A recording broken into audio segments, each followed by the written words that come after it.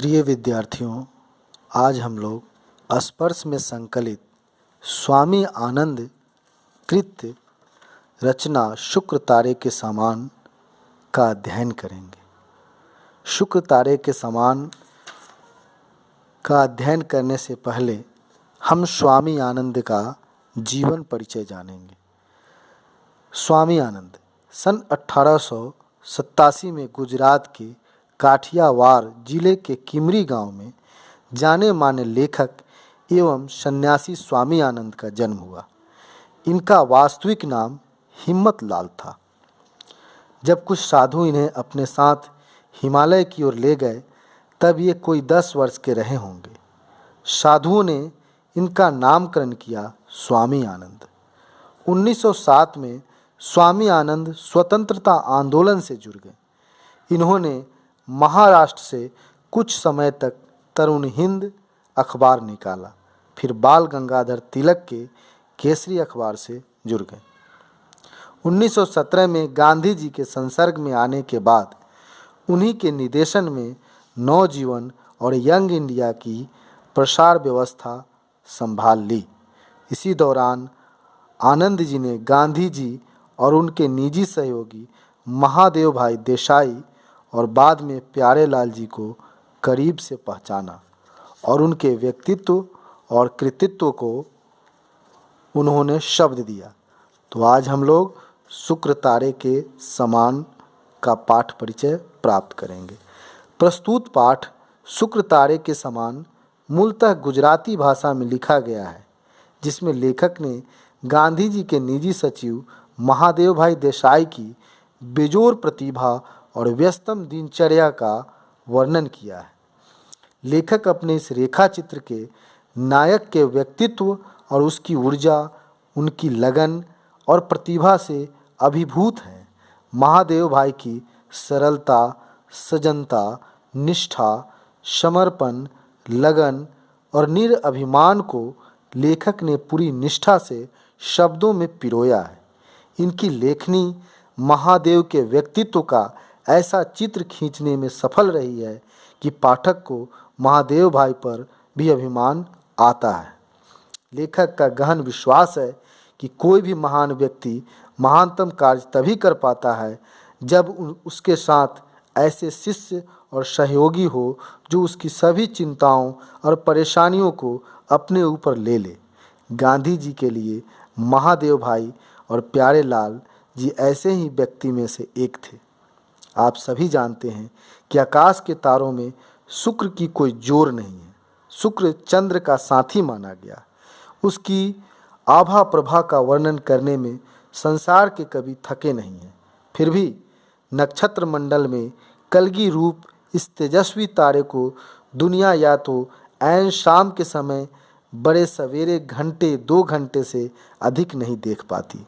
इसी तरह महादेव भाई जी आधुनिक भारत की आज़ादी के उषा काल में अपनी वैसे ही आभा से हमारे आकाश को जगमग कर देश और दुनिया को मुग्ध करके शुक्र तारे की तरह अस्त हो गए।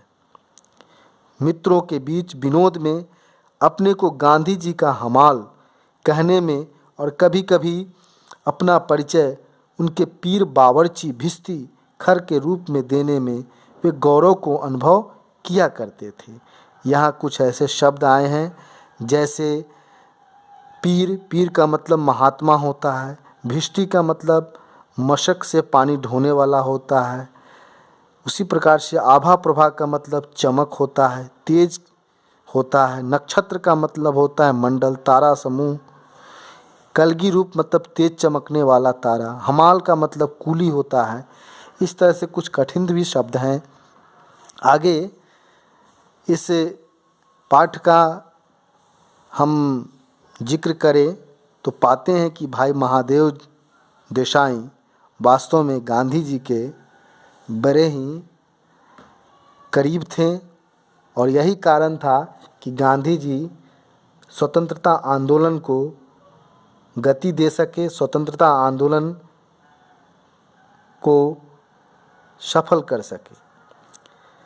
कह सकते हैं कि 1917 में गांधी जी ने उन्हें अपना उत्तराधिकारी का पद सौंपा। 1919 में गांधी जी के पलवल स्टेशन पर गिरफ्तार किए जाने पर महादेव भाई को अपना वारिस कहा। 1929 तक वे समूचे देश के दुलारे बन चुके थे। इस बीच पंजाब में फौजी शासन के कहर का विवरण आना रोज का काम हो गया। फौजी कानून के तहत अधिकतर नेताओं को काले पानी की सजा दी गई। जुल्मों के शिकार लोग समूहों में गांधी जी के पास आते। महादेव उनकी टिप्पणियां तैयार करते तथा उनकी गांधी जी से मुलाकात भी करवाते। कुछ दिनों बाद क्रॉनिकल के अंग्रेज संपादक हार्नीमैन को सरकार ने देश निकाला सजा देकर इंग्लैंड भेज दिया। हार्नीमैन के जाने से यंग इंडिया में साप्ताहिक लेखन कार्य बिल्कुल बाधित हो गया। गांधी जी को यंग इंडिया का संपादक बना दिया गया। इस प्रकार गांधी जी के पास ढेर सारा काम बढ़ गया। यंग इंडिया के बाद नवजीवन नामक साप्ताहिक भी अहमदाबाद से निकाले जाने लगा। महादेव भाई के साबरमती आश्रम पहुंचने पर ग्राहकों के हिसाब तथा डाक में डालवाने की जिम्मेदारी उन्हें दे दी गई। गांधी जी के देश भ्रमण पर होने पर वे वहां से लेख भेजते और महादेव भाई उन्हें छापते। महादेव भाई देश विदेश के अग्रगण्य समाचार पत्रों को देखकर उनको आड़े हाथों लेने वाले लेख भी लिखते। गांधी जी के शिक्षा विरोधियों से भी विनय विवेक युक्त बातचीत, मतभेद और विरोधी प्रचारों के बीच समाचार पत्रों की दुनिया में अपने व्यक्तित्व और लोकप्रियता को बनाए रखा। गांधी जी के पास आने से पहले महादेव भाई ने अनुवादक की नौकरी की थी। अपने मित्र नरहरि भाई के साथ वे वकालत पढ़ चुके थे। यद्यपि यहाँ वकालत का काम तो न था, पर वह कुशलता जरूर काम आ रही थी। वे वर्तमान राजनैतिक प्रवाहों और घटनाओं की ताज़ा जानकारी वाली पुस्तकें अवश्य पढ़ते थे। यात्रा के समय भी वे लेख लिखते तथा समाचार पत्रिकाएं पढ़ते रहते थे। वे काम को कम समय में निपटाकर चरखे पर सूत भी काटते। जिस प्रकार गंगा यमुना के किनारे के मैदान बड़े ही उपयोगी होते हैं, उनमें एक भी पत्थर नहीं मिलता, उसी प्रकार महादेव भाई के संपर्क में आने पर ठेस तो दूर की बात है, खुरदरी मिट्टी भी नहीं चुभती। उनकी निर्मल प्रतिभा से व्यक्ति बिना प्रभावित हुए नहीं रह पाता। वे गांधी जी के कामकाज में इतना घुल मिल गए थे कि उनकी अकेले कोई कल्पना नहीं की जा सकती थी। महादेव भाई शिष्ट, संस्कार युक्त भाषा और मनोहर शैली के लेखक थे।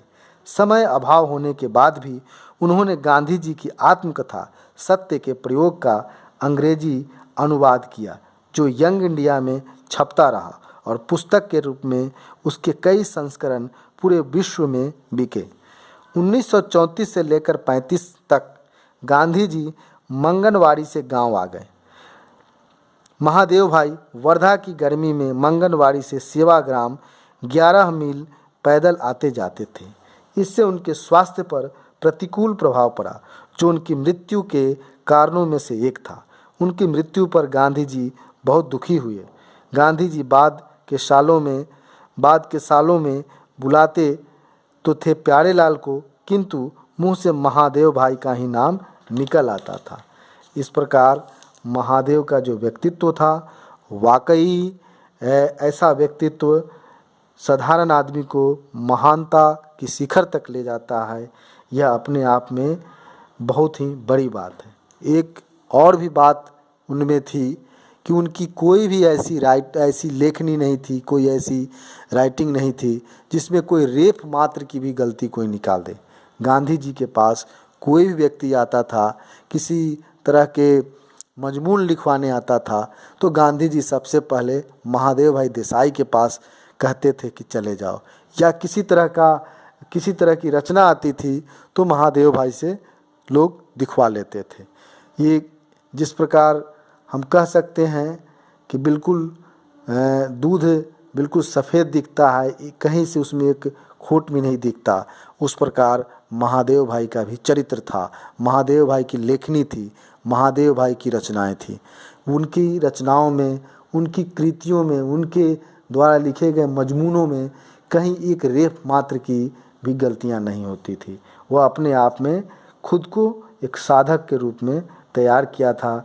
वो हिंदी से अंग्रेजी में अनुदित करते थे और अंग्रेजी से हिंदी में अनुदित करते थे।